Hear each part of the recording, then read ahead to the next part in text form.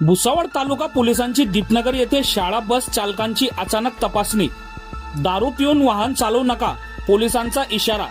विद्यार्थ्यांच्या सुरक्षेला प्राधान्य देत भुसावळ तालुका पोलिसांनी दीपनगर परिसरात शाळा बस चालकांची अचानक तपासणी मोहीम राबवली।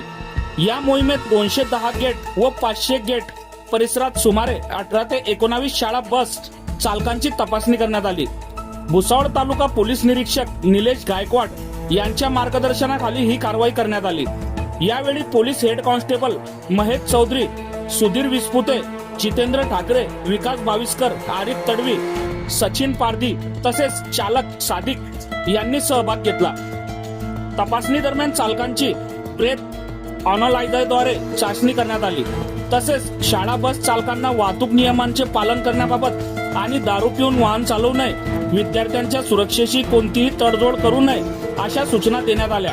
विद्यार्थ्यांच्या सुरक्षित प्रवासासाठी अशा प्रकारच्या तपासणी मोहीम पुढेही सुरू राहणार असल्याचे पोलिसांनी सांगितले। या कारवाईमुळे शाळा बस चालकांमध्ये शिस्तीबाबत जागरूकता निर्माण झाली असून पालकांनीही या उपक्रमाचे स्वागत केले आहे। बघत रहा MH19 न्यूज।